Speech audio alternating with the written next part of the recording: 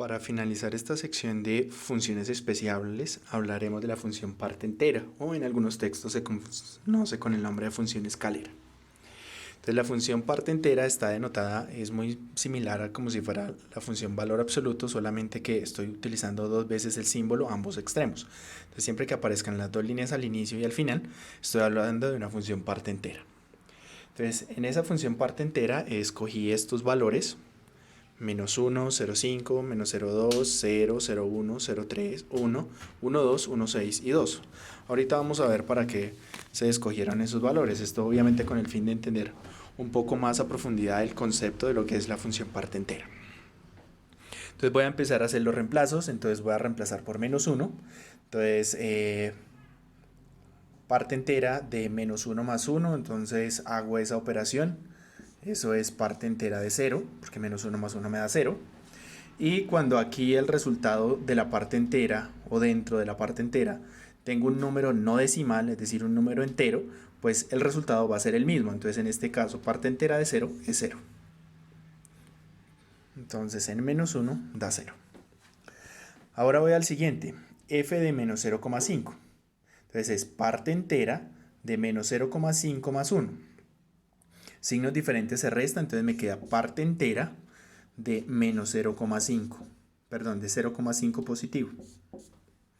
Entonces, ¿para qué está esta recta? Para que observemos lo siguiente. Como obtuve 0,5, entonces veamos que 0,5 está aquí en toda la mitad. ¿Qué es lo que me dice la función parte entera? Que busque, como en este caso me da un número decimal, no un entero, que busque cuál es el entero que está a la izquierda de ese número. Entonces aquí teníamos 0,5. El entero que está a la izquierda de 0,5 es el 0. Por lo tanto, la parte entera de 0,5 es 0. Voy ahora con el siguiente. F de menos 0,2. Entonces tengo parte entera de menos 0,2 más 1. Esto es 0,8 cuando haga esa resta. Y de nuevo me voy aquí, entonces me voy a ubicar por acá en 0,8. ¿Cuál es el entero que está a la izquierda de 0,8? Entonces el entero que está a la izquierda de 0,8 es el 0. Por lo tanto, la parte entera de 0,8 es 0. Paso a f de 0. Entonces es parte entera de 0 más 1, que esto es parte entera de 1.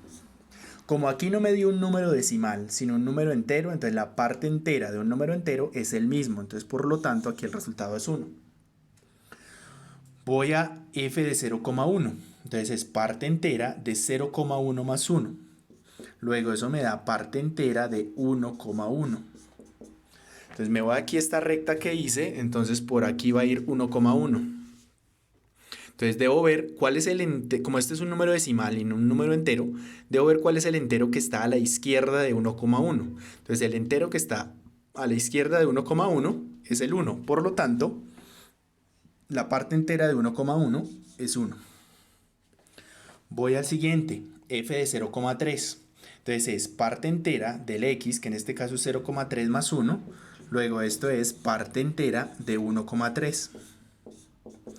Lo mismo, me voy aquí a mi gráfico. Entonces por acá está 1,3.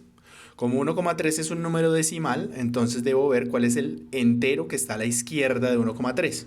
Entonces el entero que está inmediatamente a la izquierda de 1,3 es el 1. Por lo tanto, la parte entera de 1,3 es 1.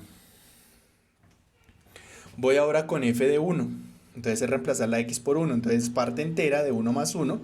Luego me queda parte entera de 2. Ya dijimos que como este es un número entero, entonces su parte entera es el mismo. Paso al siguiente. Entonces f de 1,2. Entonces es parte entera del valor de x, que en este caso es 1,2 más 1. Luego esto es parte entera de 2,2. Entonces me voy a ubicar por acá en el 2,2 y veo que esto es un número decimal, entonces miro cuál es el entero que está a la izquierda de 2,2. Entonces el entero que está a la izquierda de 2,2 es el 2. Por lo tanto, la parte entera de 2,2 es 2.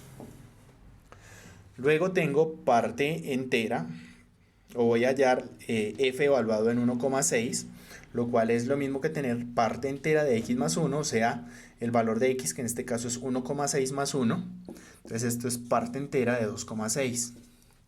Me voy a mi recta guía, entonces por acá está 2,6. Como es un número decimal, entonces debo ver cuál es el entero que está a la izquierda de 2,6. El entero que está a la izquierda de 2,6 es el 2.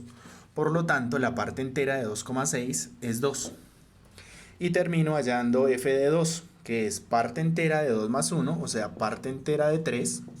Como esto es un número entero, entonces su parte entera es el mismo, por lo tanto, es 3. Ahora, estos valores que obtuve en estos reemplazos los voy a llevar a mi tabla de valores para construir la representación en el plano cartesiano. Ya teniendo mis valores de la tabla, entonces puedo llevarlos a mi plano cartesiano. Entonces, observen que en este tramo de X estoy tomando valores entre menos 1 y se puede decir que casi que el 0. Y en todos me da 0. Entonces estoy tomando valores de X entre menos 1 y el 0 y en todos me va a dar 0. Entonces esta línea de aquí. Pero ¿qué pasa en el 0? Observen que en el 0 ya no me da 0 sino que me da 1. Entonces al hacer ese salto de aquí a acá, entonces aquí debo dejar una bolita abierta y en 0 que me da 1 arranco aquí con una bolita cerrada.